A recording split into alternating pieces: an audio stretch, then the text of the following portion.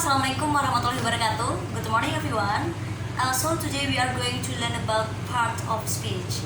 And we have 8 part of speech. They are pronoun, noun, verb, adverb, adjective, preposition, conjunction, and the last one is interjection. Sebenarnya teman-teman, maybe you have learned this material when you were in junior high school. But we have to review because English is habit. Practice makes perfect, right? But it's okay karena kita akan belajar dari awal. Semua orang memulainya dari awal kok. Jadi it's okay ya teman-teman. Tetap berproses dalam belajar. Okay, let's talk about pronoun. Pronoun adalah kata ganti benda. Dan ada beberapa bagian dari pronoun itu sendiri. Yang pertama ada yang namanya personal pronoun. Personal pronoun itu ada subjeknya, ada objeknya, ada possessive adjective, ada possessive pronoun, dan ada refleksifnya. Yang pertama nih, subjek. Apa aja sih yang dapat menjadi bagian subjek? What is the part of subject? Apa sih bagian-bagian dari subjek? Yang pertama ada I. Selanjutnya you, they, we, she, he, it. Jadi I, you, they, we, she, he, it, it's the subject. Kemudian ada yang namanya objek. Objek dari I yaitu me. Objek dari you tetap you. Objek dari they menjadi them. Objek dari we menjadi us. Objek dari he menjadi him. Seperti itu ya teman-teman. Kemudian let's see the example that I have provided for you. Okay, let's see this example. She as subject, verb, and me as object. So teman-teman, dalam kalimat when you make sentence, you have to make sure that it consists of subject, verb, and object. Jadi teman-teman harus memastikan bahwa dalam kalimat itu harus terdiri satu subjek, satu verb. Seperti itu ya teman-teman. Kalau objek gimana, Miss? Nah, objek itu it depends on you. Itu tergantung dari kamu. Itu tergantung dari kalian. Kalau kalian mau menempatkan objek silakan. Kalau tidak ya silakan. Tapi alangkah baiknya kita membuat kalimat yang lengkap. Ya, seperti itu agar mudah dimengerti by the readers or by the listeners. Oke? Seperti contoh ini nih. She pasti akan selalu menjadi subjek. Kemudian kita tinggal butuh objeknya. Objek itu apa aja sih? Yaitu ada me, ada you, ada them, ada us, ada him. Seperti itu ya teman-teman. Misalnya kita buat kalimat nih. She finds me. Dia perempuan itu atau dia menemukan aku. Berarti she finds me. Loh Miss, kok find menjadi finds? Ya nanti kita bahas di bagian verb. Oke? Jadi intinya she finds me. Dia menemukan saya. Seperti itu ya teman-teman.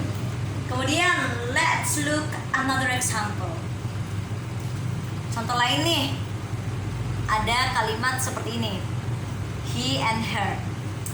He pasti akan selalu menjadi subjek dan pasti ada verb dan pasti atau mungkin opsional ya, tapi kan Miss Nurul meletakkan her di sini.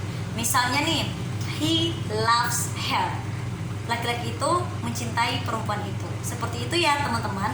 Jadi dalam satu kalimat itu ada subjek, ada verb, sama ada objek. Seperti itu. Jadi he pasti selalu berada di bagian subjek dan me, them, us, her, him pasti selalu menjadi bagian objek. Seperti itu. Kemudian ada yang namanya tadi kan sudah ya subjek sama objek. Sekarang reflexive pronoun. Ada my, your, their, our, her, his, and their. Jadi contoh-contohnya misalnya my book, your book, our book, their book.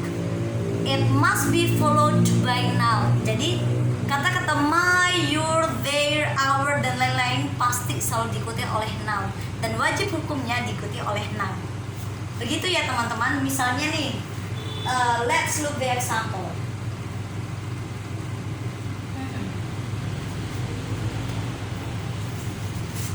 Oke, Subjek you tetap, kemudian ada verb, dan kemudian ada objek. Nah, my book itu sebagai objek as complement, sebagai objek pelengkap. Seperti itu ya teman-teman.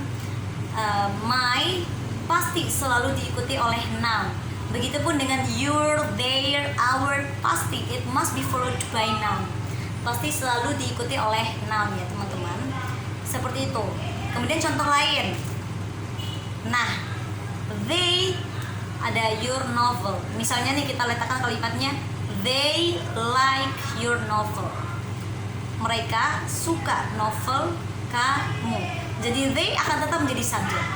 Verb like dan objek as complement your novel. Seperti itu ya teman-teman. Your novel. Kemudian let's look another example. He your card. He finds your card. Dia menemukan kartumu. Nah, dia di sini pasti tetap sebagai subjek, kemudian verbnya finds ditambah s karena subjeknya tunggal. And we will talk about verb in the next meeting. Okay, next, your card. Kartumu akan tetap menjadi sebagai objek. Seperti itu teman-teman. Nah, yang selanjutnya, tidak selamanya my, your, their, our itu selalu sebagai objek. Tidak teman-teman. Tapi dia juga bisa menempati posisi subjek. Misalnya, let's look this one. Your novels are expensive. Novel-novel kamu mahal. Your novel sebagai subjek, are sebagai verb, objek ya kita tidak perlu juga objek, it's okay. Misalnya nih, your novel is expensive. Your novel is expensive. Buku kamu, novel-novel kamu mahal. Seperti itu ya teman-teman. Jadi your, my, their itu pasti bisa menempatkan posisi subjek dan juga bisa menempatkan posisi objek. Oke, kemudian selanjutnya ada yang namanya possessive pronoun. Possessive pronoun ini teman-teman, yaitu mine, yours, ours, theirs, seperti itu. Misalnya nih, mine. Indonesia is mine. Indonesia adalah milikku. Indonesia is ours. Indonesia adalah milik kita. Misalnya kalau novelnya nih ada banyak nih. Your novels are mine. Kenapa pakai are? Karena subjeknya jamak. Nah, ini kita akan membahas juga di materi verb, kata kerja ya teman-teman. Kemudian selanjutnya nih, kita lihat contoh selanjutnya. You are mine. Kamu adalah milikku. I'm yours. Aku adalah milikku. Seperti itu. You are mine. Kamu adalah milikku. And I'm yours. Dan aku adalah milikku. Seperti itu teman-teman contoh sederhananya. Kemudian ada yang namanya reflexive pronoun. Nah, reflexive pronoun itu misalnya nih, ada kata myself, yourself, theirself, ourself. Nah, itu merupakan themselves, itu merupakan contoh dari reflexive pronoun. But you have to remember that before you put myself, yourself, theirself, you have to write by. Nah, jadi sebelum menulis myself atau sebelum mengatakan myself, itu harus ada kata sebelumnya, yaitu kata by. By myself, by yourself, by theirself, by themselves. Seperti itu teman-teman. Nah, apa sih kegunaan dari refleksif? Nah, kegunaan dari refleksif itu untuk mengidentifikasikan bahwa aku mengerjakannya sendiri atau kamu mengerjakannya sendiri dengan sendiri gitu ya. Misalnya nih, I pay my school by myself. Aku membayar sekolahku sendiri. Nah, jadi no one helps me and I don't need others. Nah, tidak ada orang yang membantu aku dan aku pun tidak membutuhkan orang lain untuk membantu aku. Jadi untuk menekankan bahwa it's done by themselves, untuk menandakan bahwa sesuatu itu dikerjakan oleh diri mereka sendiri. Begitu ya teman-teman. Mungkin untuk materi pronoun, khusus untuk personal pronoun sampai di sini dulu. Mungkin teman-teman ada pertanyaan boleh ditanyakan. Oke, good luck and keep learning.